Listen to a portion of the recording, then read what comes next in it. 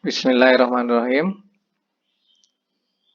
Assalamualaikum warahmatullahi wabarakatuh. Kita lanjutkan kuliah statistik eh, setelah kemarin ujian ya. Kita lanjutkan analisis varians yang kedua. Kalau sebelumnya menguji mu, sekarang kita menguji varians. Kemudian nanti bagian yang kedua adalah post hoc test. Ya, kita lihat yang pertama adalah eh, untuk melihat apakah variansnya itu sama atau berbeda dari beberapa perlakuan. Masih ingat ya tentang konsep ANOVA. Nanti dibuka lagi pertemuan sebelum ujian. Misalkan kita ingin menguji sebuah K perlakuan, yang setiap perlakuan itu mempunyai varians tertentu. H0-nya adalah apakah sama atau ada yang berbeda. Nah, untuk menguji situasi yang seperti ini, kita menggunakan apa yang disebut dengan Bartlett's test. Artinya nanti berbasis distribusi Bartlett. Dan ini bisa untuk sampel yang equal dan unequal. Ya, untuk contoh ini kita akan memakai yang unequal. Karena di sini disebutkan sebagai accurate approximation. Ya, jadi lebih akurat.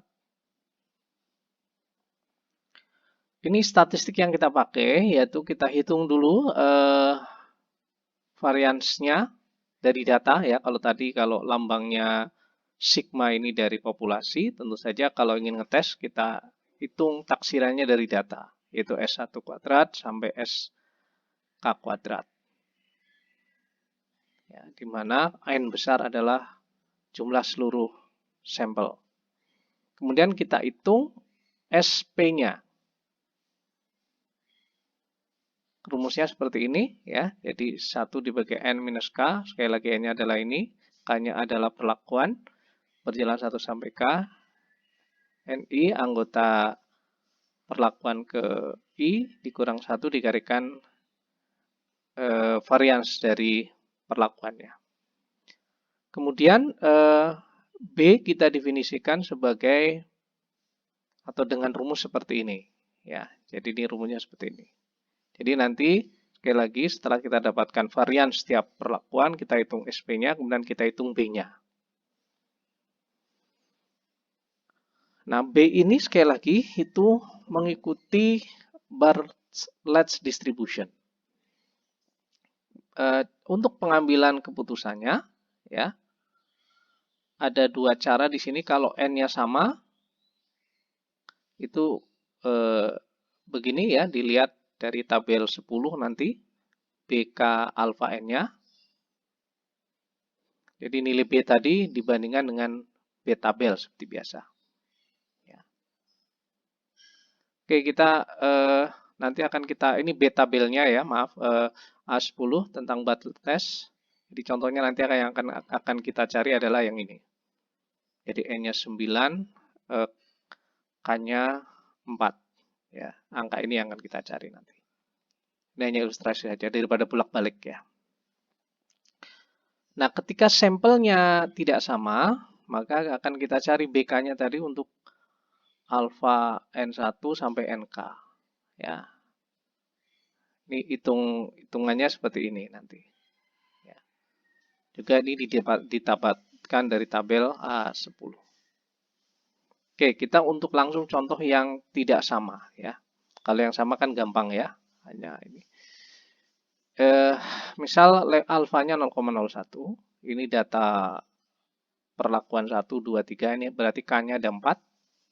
Nah, datanya N-nya nanti dihitung ya, saya lupa ini. Nanti ada ya, N besarnya berapa ada. Nah, hipotesanya tentu saja begini, apakah varians dari perlakuan 1, 2, 3, 4 itu berbeda atau tidak. Nah, ini kita menghitung B-nya ya. Jadi kita hitung kritikalnya. Tadi N1-nya ini 20, yang ini 20 ya. 20, kemudian ini 9, 9 sama 7 ya. 20, 9, 9, 7. N besarnya nih kalau dijumlah 45 ya. 20 tambah 9 tambah 9 tambah 7. K-nya 4 perlakuan. Sehingga titik kritisnya ini kita lihat misalkan tadi ya 0,01 9 ya. Jadi 0,019. Jadi 0,01-nya berarti yang tabel yang tadi ini 0,01, 9-nya adalah N, ya. Kemudian K-nya adalah 4, sehingga ketemu angka ini. Hal yang sama dicari untuk yang 20, ini 9 berarti sama dan 7. Ya, nanti dimasukkan ke rumus tadi, yang rumus yang ini, ya. Nanti akan ketemu B-nya sama dengan 0,7513. Dihitung, ya. Kemudian dari perhitungan contoh sebelumnya kita tahu bahwa S1 kuadrat sekian sampai S4 sekian. Kemudian SP-nya dimasukkan rumus tadi ketemu sekian. Dan B-nya kalau dimasukkan rumus itu ketemu sekian. Jadi ini kita bandingkan ya 0,855 dibandingkan dengan 0,7. Artinya B-nya itu lebih besar ya 0,8 lebih besar dari 0,7. Jadi kita tidak bisa menolak hipotesis. Dalam hal ini, populasi varian of Odrak are not significant different. Jadi tidak ada perbedaan variansinya. Oke, ya, jadi kalau B-nya lebih kecil itu diterima ya, tapi kalau B-nya lebih besar ditolak.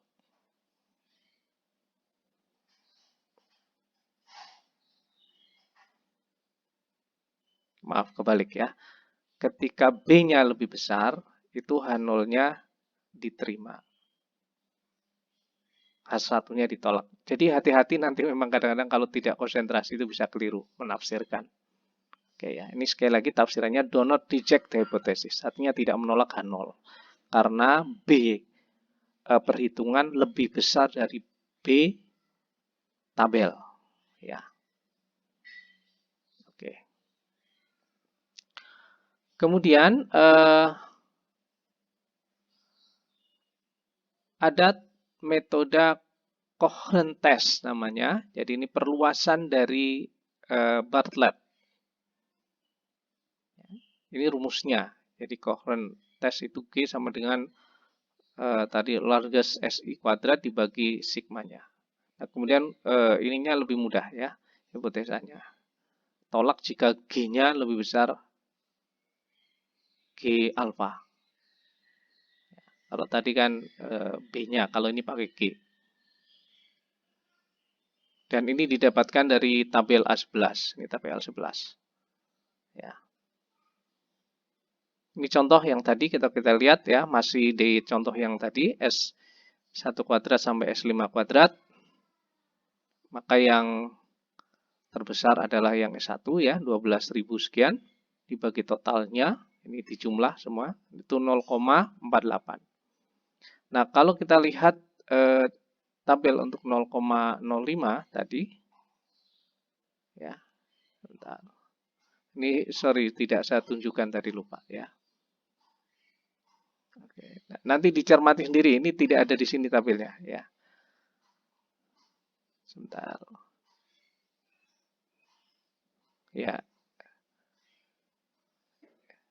Ini kita sekali lagi we conclude that the assumption equivalent is reasonable. Jadi karena lebih besar ya. Jadi sebentar. Kalau G-nya lebih besar, itu berarti kita tolak. Ya, tapi karena ini G-nya lebih kecil, berarti kita terima. Atau dalam bahasa lain tadi tidak menolak H0. Nah, itu. Jadi kadang-kadang textbook itu memakai kata-katanya itu kalau kita kurang konsentrasi bisa keliru. Ya, jadi kita lihat bahwa G ini lebih kecil, maka sekali lagi kita terima H0. Dengan kata lain, variasinya sama. Oke, ya ini kalau dengan G. Oke, itu uji untuk varians. Nah, sekarang kita kembali ke pengujian mu tetapi setelah pengujian ya. Jadi kan sebelumnya dikatakan kalau kita menguji mu, misalkan ada 5 yang ingin kita uji, mu 1 sampai 5, itu misalkan berbeda atau tolak H0 ada yang berbeda. Nah, yang berbeda yang mana? Nah, kita uji dengan post hoc test. Ya, jadi sekali lagi di sini, kalau kita menolak null hypothesis, we still don't know which the population mean are equal and which are different. Ya, ini yang akan kita tindak lanjuti. Nah, yang paling mudah itu memang kemudian kita membandingkan satu-satu, seperti uji T dulu ya, ketika materi awal. Jadi misalkan kalau kita ingin apakah ada perbedaan mu1 dengan mu5, ya udah uji pakai T aja. Tapi kan nanti kita akan banyak sekali melakukan uji. Jadi kalau misalkan ada 1 sampai 5, kita harus menguji 15, 14, 13, 12. Nanti 23, 24, 25. 34, 35, 45. Jadi ada beberapa kali. Itu tidak efisien. Ya. Tapi kalau mau mencoba, ya nanti hasilnya sama. Ya, ini misalkan untuk pengujian Y1 dengan Y5, misalkan apakah ada perbedaan rata-rata Y1 dengan Y5, ya dimasukkan aja ke rumus uji T. Ya. Dan di sini kalau kita lihat, baik dilihat nanti bisa dilihat dari p-value-nya. Ya. Karena alfanya ini diambil 0,05 standarnya biasanya, ini kan 0,17 lebih besar dari 0,05. Jadi there is not sufficient evidence to reject H0. Artinya sama ya. Jadi rata-rata treatment 1 dan treatment 5 itu sama.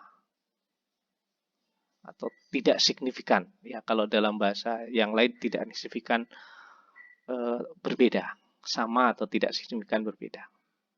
Oke ya.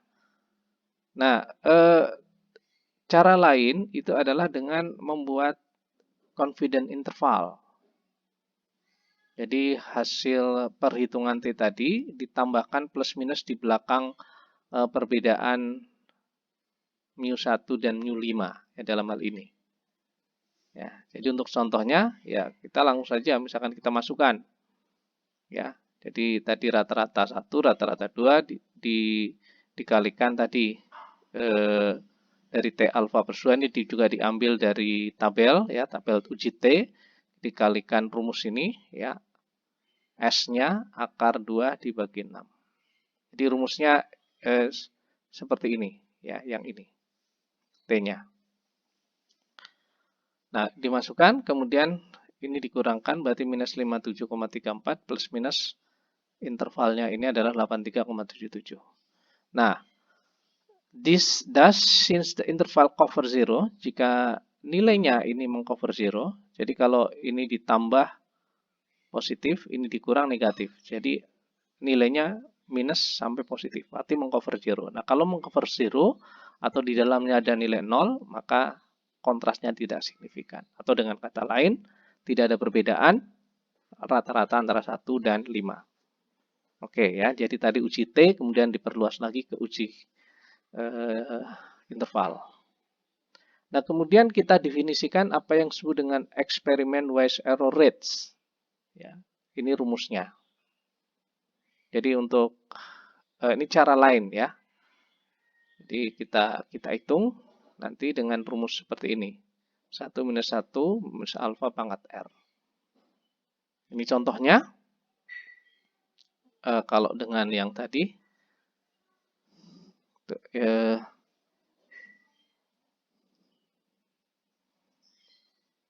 nilai dari eksperimen wise rate-nya adalah 0,26. Nah, kemudian nilai ini bisa kita pakai gitu ya untuk melihat confidence interval secara lebih luas. Ya. Tapi ini sebenarnya ini hanya untuk melihat ini saja ya. Nah, sekarang dari pengujian tadi itu ada yang lebih powerful. Jadi tidak menggunakan interval, tidak menggunakan uji T, tetapi secara langsung gitu. Nah, ini kalau di SPSS ini yang sering dipakai, Tukey dan Duncan nantinya. Tentu saja kalau nanti pakai SPSS, nilainya sudah keluar, tapi Anda harus bisa memahami konsep dan hitung-hitungan manualnya, ya. Jadi konsep Tukey itu kira-kira begini, ya. Jadi kita akan menghitung sekali lagi sebuah statistik, ya, sebuah angka, yaitu Tukey ini, untuk membandingkan mu-nya, apakah ada berbeda atau tidak secara simultan, secara bareng, itu ya, serentak. Ya. Jadi ini rumusnya yang ini nanti. Oke ya, nanti kita bandingkan. Nanti ada, kalau udah sampai contoh lebih mudah. Tabel yang kita pakai adalah tabel A12. Nanti ini salah satu contoh nilai yang akan kita cari. Ya, ketika K-nya 6 dan degree of freedom-nya 24. Ini contoh dari ini saya cari datanya tidak ada. Ini contohnya pokoknya langsung diketahui gitu aja ya. Pokoknya diketahui ada 6 treatment, masing-masing ada 5 observasi. Berarti kan degree of freedom-nya 24 ya, karena 4 kali 6 ya. Jadi 6 treatment kali 5 minus 1. 24. Nah, S-nya diketahui misalkan adalah 2,45, kemudian rata-ratanya setelah diurut, nah ini. Jadi kalau ditukei ya, rata-ratanya kita urut dari yang kecil sampai besar. Jadi sekali lagi kita punya eksperimen dengan 6 treatment, masing-masing treatment ada 5 observasi, berarti ini N-nya sama ya, jumlahnya sama, maka sekali lagi degree of freedom-nya 24, K-nya 6. Ini tiap treatment ini rata-ratanya setelah diurut dari kecil sampai besar. Nah, kemudian kita hitung tadi Tukey statistiknya. Ya, pakai rumus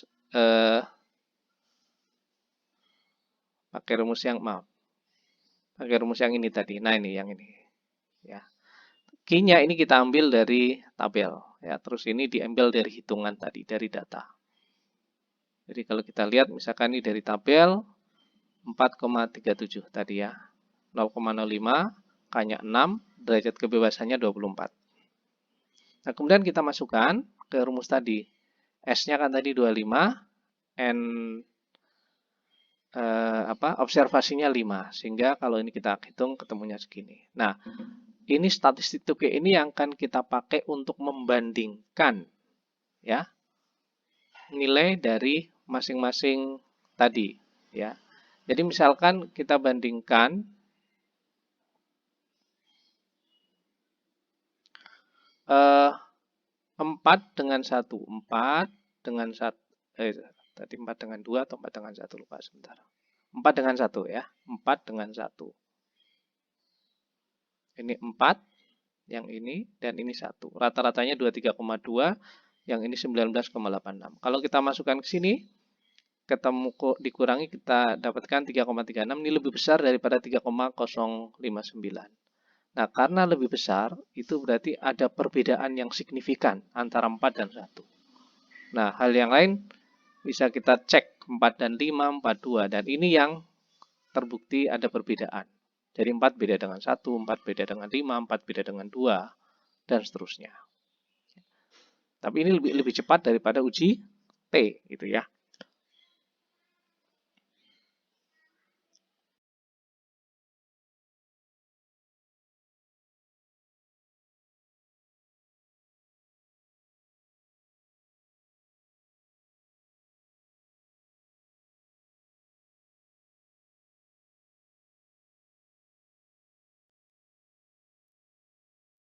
Ya. Kemudian cara tes yang kedua adalah Duncan test. Ini pakai rumus yang berbeda. Datanya masih sama dengan yang tadi. Ini rumus yang akan kita pakai. RP sama dengan RP kecil dikalikan akar S kuadrat dibagi N. Nah, RP kecil ini disebut dengan least significant standardized range. Ini didapatkan dari tabel. Ya. Jadi RP-nya dari tabel, ini dari hitungan, kemudian R besar P kita hitung. Nah, nanti R besar P ini yang akan kita pakai untuk membandingkan min-nya. Jadi ini disebut sebagai sekali lagi multiple range test. Jadi mirip dengan 2K. Kita langsung saja ke contoh. Ini nanti akan kita pakai. Tadi kan derajat kebebasannya 24. Nah, kalau tadi kan hanya di satu titik ketika N-nya sama dengan 5. Nah, kalau ini kita pakai istilahnya P. Ya, P itu adalah perbedaan min ya. Sebentar, di sini ada keterangannya.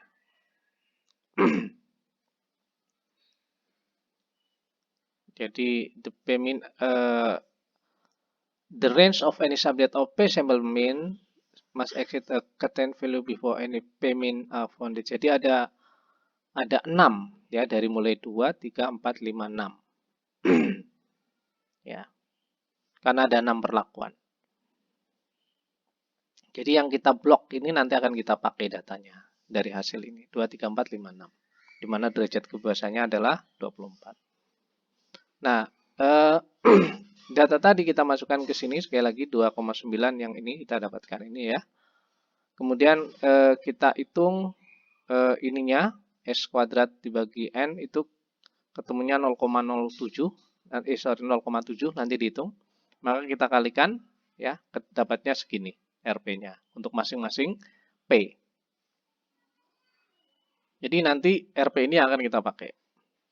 Nah, caranya adalah kita lihat data rata-rata setelah diurut. Sekali lagi, setelah diurut.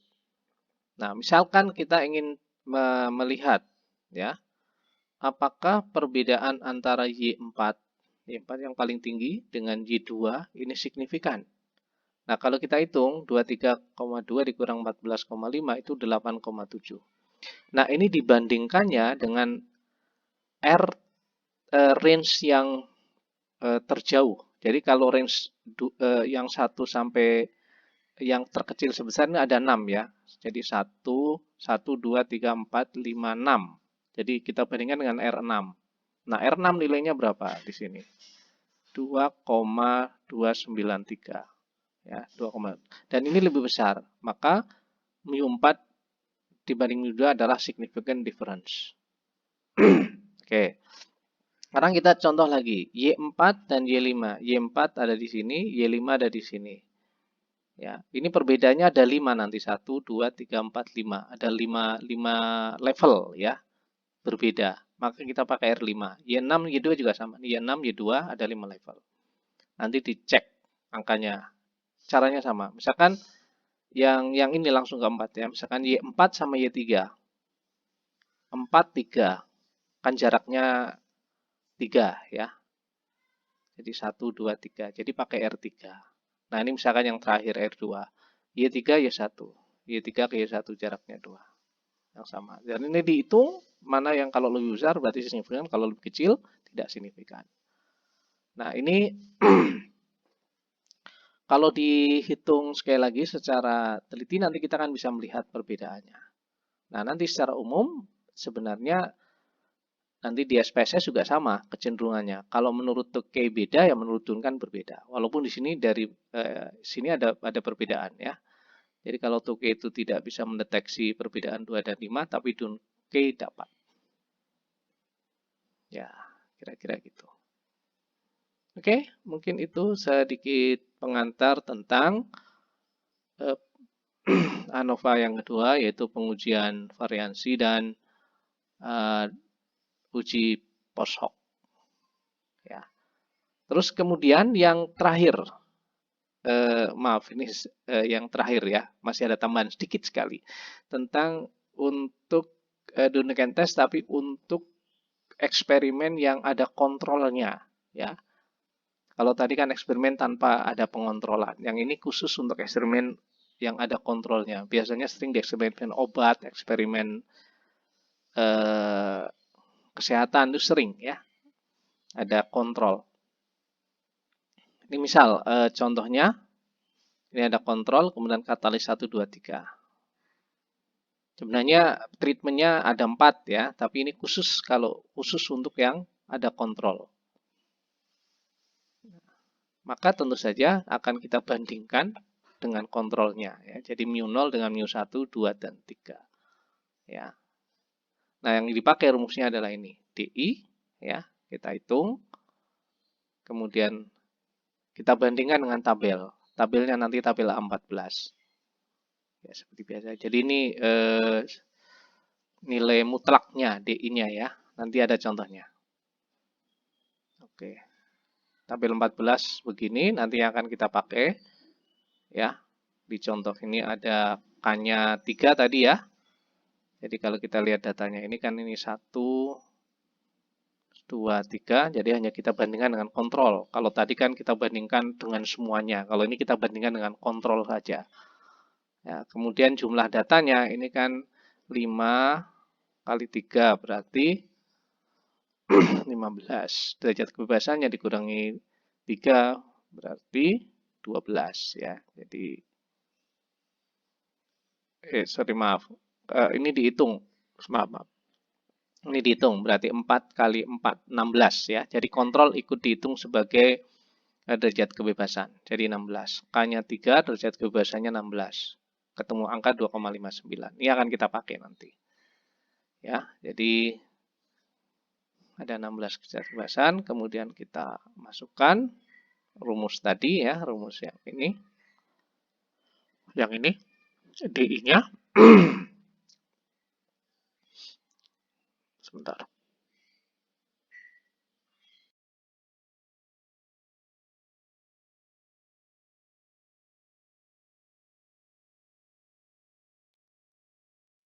Ya. Nanti akan kita peroleh sekali lagi angka 0,9593. Dan seperti biasa kita bandingkan.